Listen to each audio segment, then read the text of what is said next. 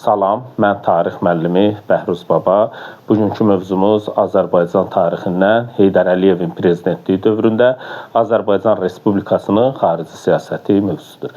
Bilirik ki, Heydər Əliyev Azərbaycana 2 dəfə rəhbərlik dövrü olub. Heydər Əliyevin birinci rəhbərliyi 1969-1982-ci illərdir. İkinci rəhbərlik isə müstəqil Azərbaycanın rəhbərliyi dövrüdür. Bu 1993-cü ildən 2003-cü ilə qədər olan dövrü əhatə edir.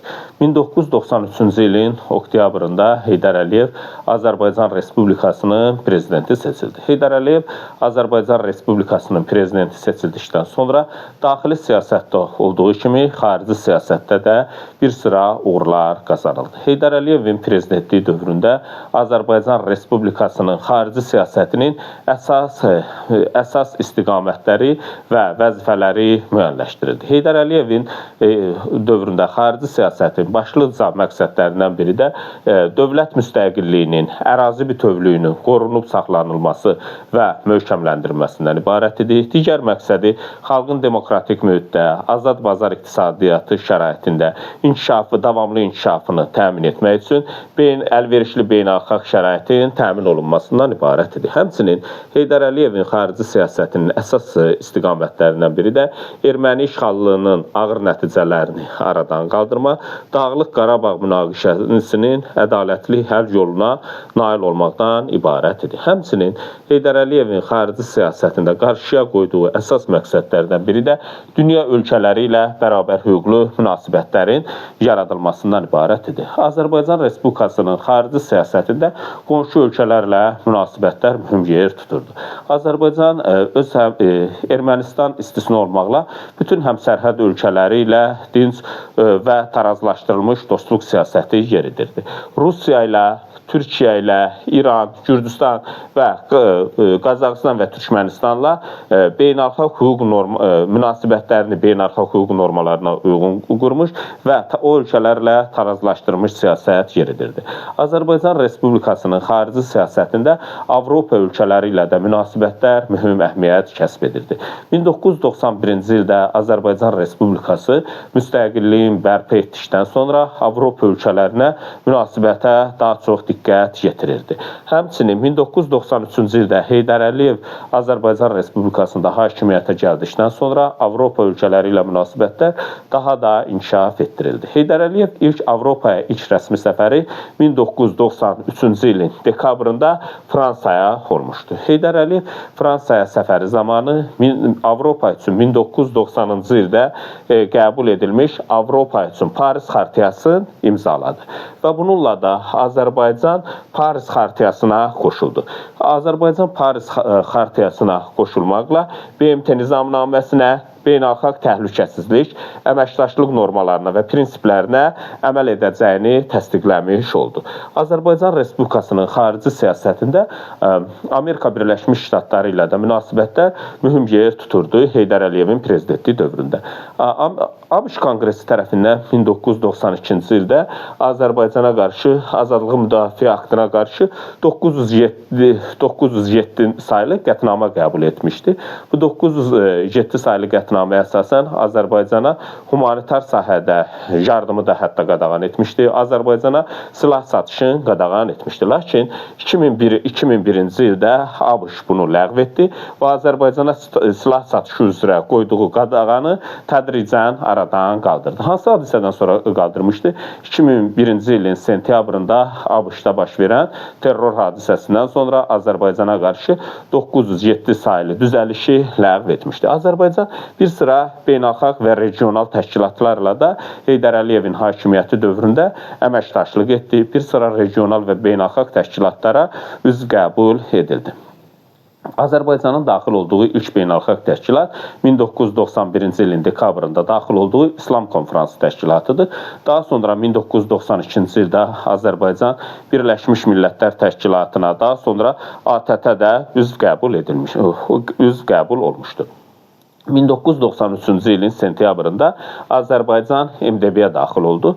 MDB 1991-ci ilin dekabrında SSR-nin süqutundan sonra Rusiyanın vasitəçiliyi ilə yaradılmışdı. Azərbaycan MDB-yə ona görə daxil oldu ki, Rusiyanın təzyiqlərinin qarşısını almaq üçün. 1997-ci ildə Azərbaycan, Gürcüstan və Azərbaycan, Gürcüstan, Ukrayna və Moldova birlikdə strateji əməkdaşlıq sazişləri bağladı. Nəticədə GUAM yaradıldı. Ölkələrin baş adları ilə adlanır. Gürcüstan, Ukrayna, Azərbaycan, Moldova. Bu təşkilatın yaradılmasında başlıca məqsəd nə idi? Nəqliyyat, ticarət və iqtisadi əlaqələri inkişaf etdirməkdən ibarət idi.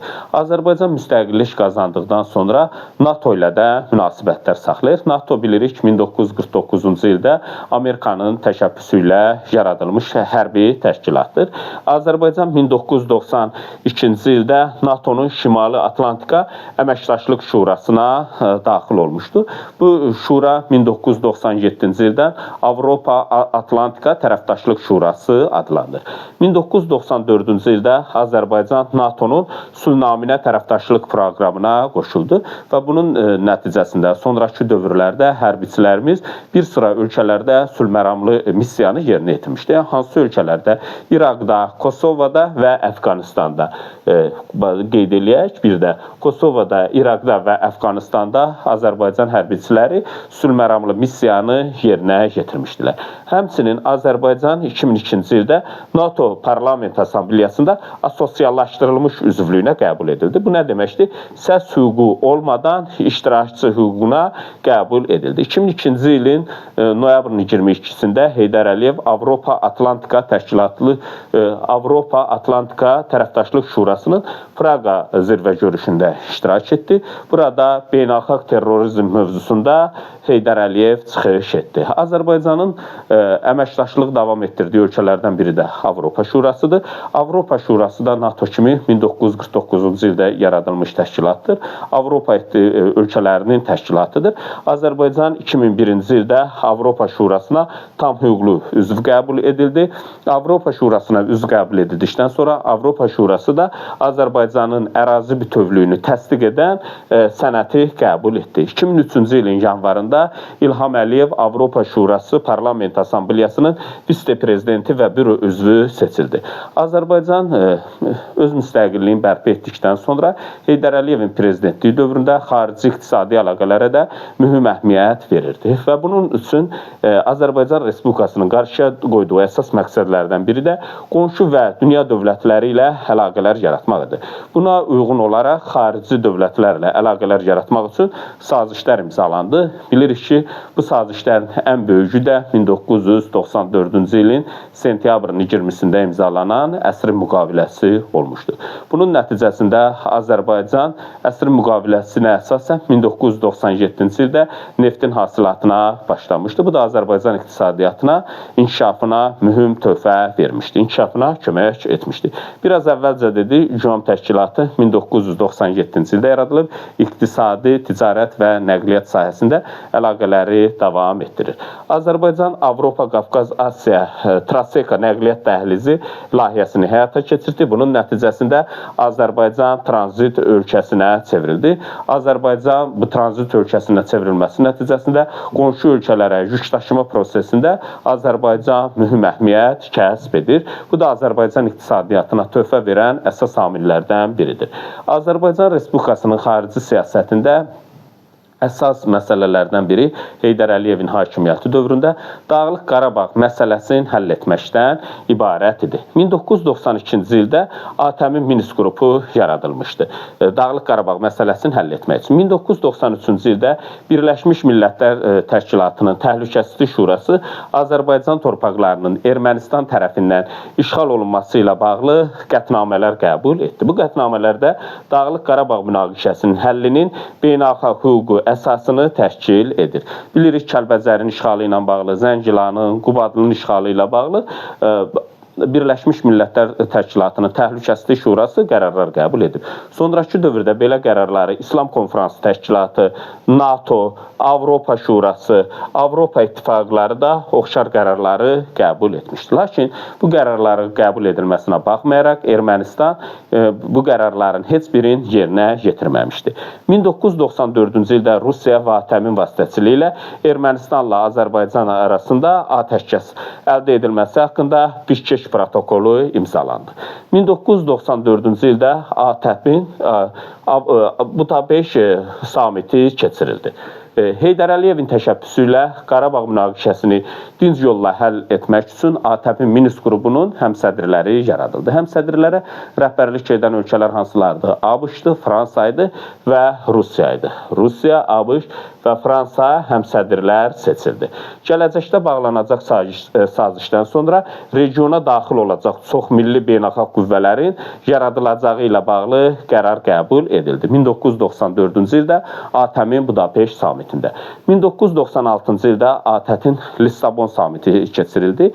Samitdə Heydər Əliyevin təşəbbüsü ilə Azərbaycanın ərazi bütövlüyünü Avropanın 54 dövlətindən 53-ü tanıdı. Ermənistan istisna olmaqla. Azərbaycan ərazi bütövlüyü tam şəkildə tanınması bir daha mühüm əhəmiyyət kəsb edən hadisələrdən biri idi. Bundan sonra Minsk qrupu fəaliyyətini fəallaşdırdı. Lakin ATƏP-in Minsk qruplarının qeyri-konstruktiv mövqeyi və həmçinin Ermənistanın işğalçılıq siyasəti bu planların ATƏP-in Minsk tam şəkildə bu Lissabon samitinin şərtlərinin yerinə yetirilməsinə imkan vermədi. 1997-1998-ci illərdə ATƏP-in Minsk qrupu Azərbaycan tərəfinə ağır şərtlərlə sülh müqaviləsi təklif etdi. Lakin bu dövrdə Azərbaycan Respublikasının prezidenti olan Heydər Əliyev qətiyyət göstərdi və bunun nəticəsində Heydər Əliyev bildirdi ki, yalnız torpaqlarımızın qaytarılması, ermənilərimizin qanunlarımıza hörmətlə yanaşması şərti ilə Qarabağa muxtariyyət veriləcəyini bildirdi. Lakin Ermənistanın qondarma Dağlıq Qarabağ Respublikasının müstəqilliyini tanımağa çalışması, Ermənistanın işğalçılıq siyasəti, ATƏP-in Minsk qrupunun həmsədrlərinin Rusiya, ABŞ və Fransanın qeyri-konstruktiv mövqeyi danışıqlara ciddi şəkildə mane olurdu. Və nəhayət 2020-ci ilin 44 günlük Vətən müharibəsi dövründə Azərbaycan torpaqları işğaldan azad edildi və Azərbaycan sərhədlərinə Azərbaycan əskəri nəzarət eləməyə başladı. Bu mövzumuzla bağlı bu qədər.